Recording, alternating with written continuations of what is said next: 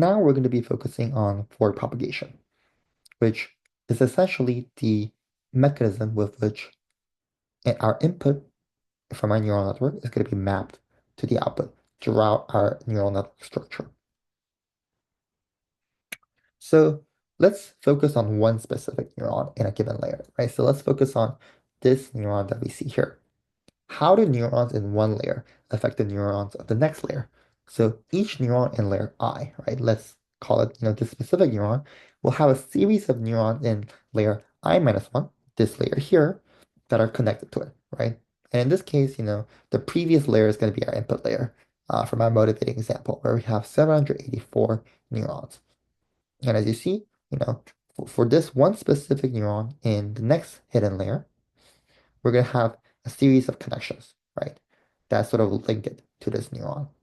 And each of these connections is going to have some kind of weight associated to it, which is one of the parameters that we want to learn as part of our neural network training process. And the value of a neuron at layer I, right? So the value of this neuron is going to be the weighted sum of values of the connected neurons at layer I minus one. And if this sounds familiar, this is essentially how we do linear regression, right? We take our features, we take our weights, and we take a weighted sum, right? That's essentially what we're doing here. Likewise, we're also going to be adding a bias term to this weighted sum, right? Which is this constant value, for example, minus 10. And we learn and fit this, bias term as we train our neural network.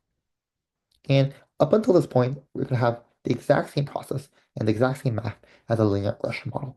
What makes neural networks different, however, is what comes next, where, the neuron is going to apply some kind of activation function to this weighted sum plus bias before it propagates to the next layer. And by propagating to the next layer, I mean that the output from the computation we're doing right now is now going to become the input to the second layer after the one we've been focusing on.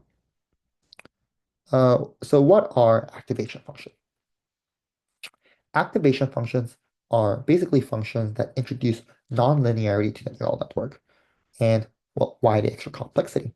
Um, well, first of all, as we sort of hinted at, without an activation function, our neural network is just going to be a series of simple linear regression models, and that's not going to be anything special.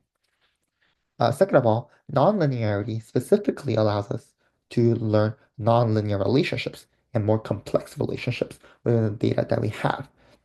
Also, the nonlinearity makes the neural network more conducive to gradient descent.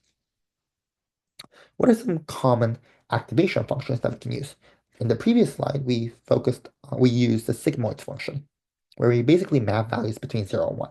And this is the same function that is used in logistic regression.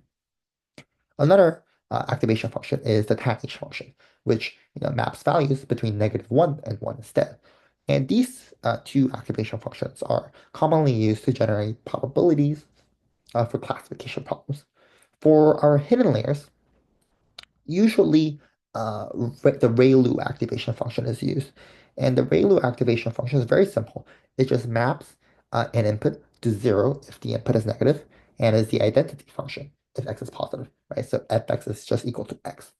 And the reason why ReLU is preferred is because it's really fast and computationally efficient to calculate. And when in doubt, use ReLU for your hidden layers.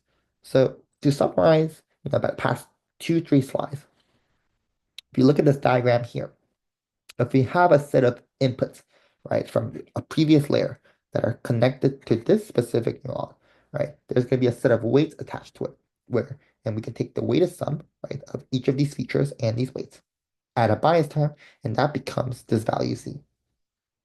We're going to apply some kind of activation function, f of z, to this weighted sum, and that output then becomes the input to a subsequent layer. Here are some activation functions illustrated, right? The ReLU function, as you can see, is 0 when negative, and it's just x itself when positive. And you can see that this is much simpler than the tanh and sigmoid, which are usually used at the last layer to generate probabilities, as I said, for classification tasks. We can sort of summarize this one computation that we thought about into a vectorized format for the entire neural network. And this is sort of what is at the heart of forward propagation. So for a given input vector x, um, you can assume that there's going to be a set of weights, right? In this case, W1, which is layer one's weight, sort of stacked on top of each other as a matrix. And if f of 1 is going to be our function, which basically takes these weights and input vectors, right?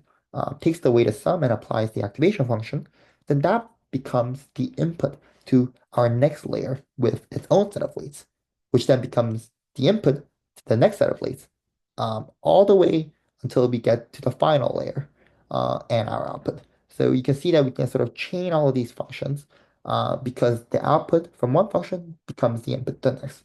And make sure you remember this concept because this is going to be very important when we talk about back propagation and how neural networks learn. But for now, let's do a little exercise in PyTorch. And we're going to be defining our own model architecture for the digit recognition task, given what we just learned. Generally speaking, when you define the model architecture for a neural network, uh, there are two main approaches, right? One is to create a class, which is favorable for larger, more complicated model architectures. But in our case, we have a pretty simple neural network. So we're going to be using PyTorch's n-sequential, which basically allows us to stack layers on top of each other, a lot like a pancake. And each layer of our model is going to be written in sequence, comma separated, with the first input layer coming first. Here are some PyTorch functions and layers that are going to be relevant to this task. So nn.linear creates a fully connected layer with in features as the input and out features as the output. So in features and out features should include the number of neurons between any two layers in our neural network. And by setting bias is equal to true, which is true by default, you can include a bias term to our weighted sums. As part of our activation functions, you have nn.relu and nn.softmax, which corresponds to, of course, the relu and softmax activation functions. So now click on this link or type this link into your web browser. And this is going to take you to a Google Colab notebook where you can work on implementing your own model architecture. I'm going to give you guys 3 minutes to do this. Feel free to pause the video and then continue when you're done.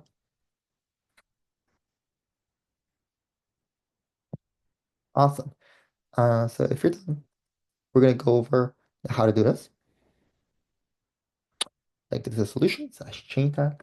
But at the beginning, you should run the first two cells to import the libraries. And once you start getting into neural networks, it is a good idea to generally to utilize GPU.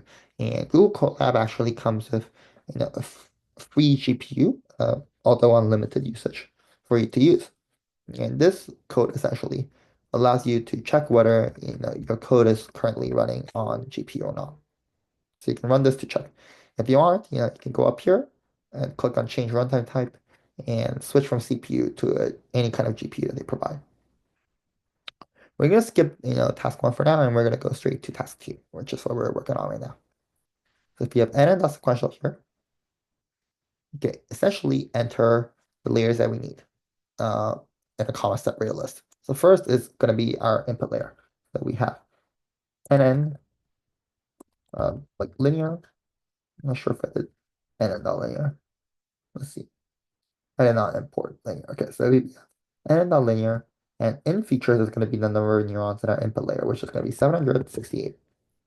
And the output neuron, yeah, the number of neurons in our output layer is going to be the number of neurons in our hidden layer, which is going to be 128.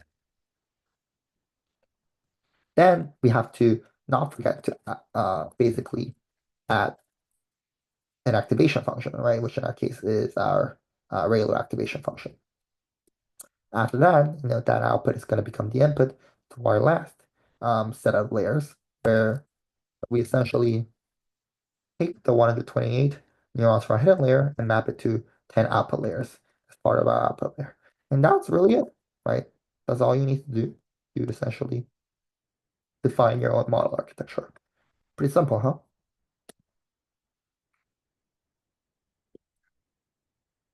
And next, video, we're going to be focusing on that first task where we uh, basically use PyTorch to load and pre-process our data using data loaders. See you then.